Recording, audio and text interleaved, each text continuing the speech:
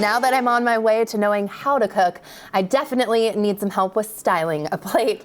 And sometimes you're just so hungry, you don't really care how it looks, but other times it would be nice to have a little extra care and dress up the food that you took so much time to make. And here to teach us some tips is stylist Mackenzie Schieck. Thank you for being here. Thank you for having me. You saw everything. You know I need a little help, especially with those chilaquiles. I was a little devastated with how that looked on camera. They tasted good, though, I'll have you know. At the end of the day, that is all that matters. Thank you.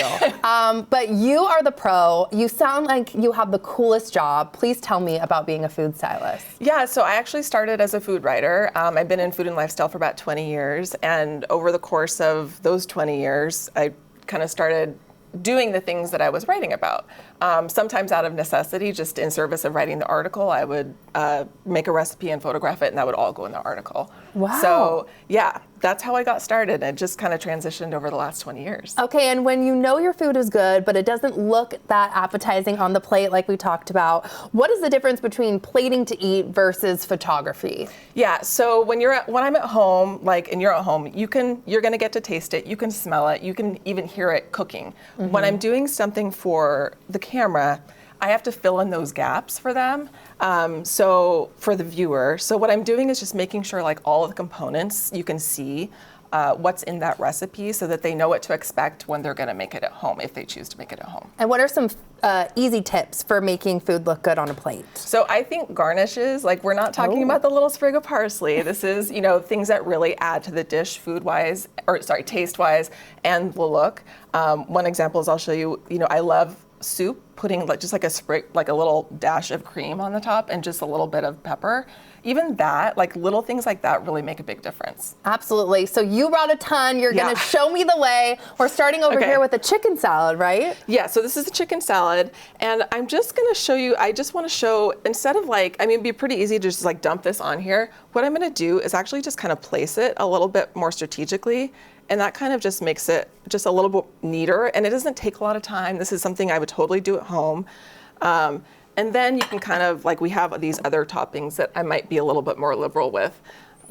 And sprinkle that on. See, I thought you were going to go Cobb salad vibes, where you were going to put everything in its little corner there. Yeah, well, that's very Cobb salad. Yeah, I would, for these, it can be casual. It doesn't need to be fancy at home. I don't need to overthink it, which is what I'm always doing. You can have fun with it. Okay. This food is supposed to be fun. Yeah. So yeah, I'll just keep any of the vegetable choppers away from me. But besides that, Listen, it's very fun. You've been there. That makes me feel better when everyone that's a professional has been there too. Yeah. Okay. So yeah, and then I would just, drizzle this on top, and that does already look better. You can see all the elements in the salad, so that's important. That's really what I'm doing, whether I'm doing it at home or doing it in front of the camera. So it's just about, I have different strategies for each. So you have a tip for taco next, which I find very interesting. Okay. So I like to fold them a little bit off so that it's shorter on the top, and the reason I do that is that it's easy to kind of see what's in there when you serve them. So we're doing this. And when you're making food for everybody, anyone special in your life and stuff too, you are doing this, you're plating nicely. This is fun for you. This is fun. It is fun for me. Okay. And I would say too, I'm not doing so many things that it's hard for you to eat the food. I would see that's where the line is. Don't make it hard don't plate it in such a way that's going to make it hard. Yeah, to enjoy it. Yeah, it's just about putting a little extra flourish on things, and just make your eyes eat first. So that's what we're trying to do here. But and that is true. It really makes a difference when someone takes the time to plate something pretty for you, where you can see everything and you know that they really, it's almost like a love language. This is your love language. Yeah, it truly is. Yes, I'm always cooking for my boyfriend. So yeah. Oh, so yeah, you he's can a lucky man. I can see everything. Okay. Yeah. You talked about the soup tip. This one is so easy. This is my favorite thing, and it makes such a big difference. So any soup, I just take a fork and I do a little something like that. Oh. It's so. What's in there? What's in the cream? This is cream. Yeah. Oh. And then just fresh ground pepper. What the heck? That does look fancy. That's giving Nordstrom Cafe tomato soup. And you can also, here, I have a knife. This is another fun thing I like to do, is you kind of swirl it around. to do a little something Kind of different. like You put a what they little bit do more at on like there. a fancy like coffee Yeah. shop with a barista. Yeah, I'm please gonna have try some. that. It's actually while really good. I had it for can't dinner last wait. night. Okay, and then this is an open face toast. What is this? Yeah, so it's an open face sandwich. So this particular, I kind of made this Whoa. recipe up when I worked at. Tastes really, really good. Whoa. This is going to have dill in it, so it'd be really easy to make like a normal sandwich. But since it has dill in it, I like to do an open face. Actually, if you want to help, I'll do that one. Try and copy just you. Yeah, just follow what I'm doing. Follow along. And then What could go wrong?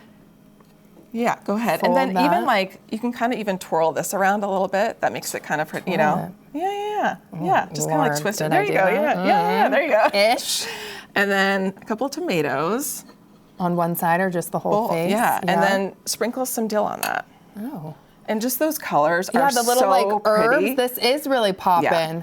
Okay. So, I mean, if you put it together, you would never see any of that stuff. It's just one French toast, breakfast. French toast. Okay, so I just want to show you just even placing things a little bit differently than maybe it would be expected can make a dish look interesting and delicious. So I'm just fanning the French toast like that.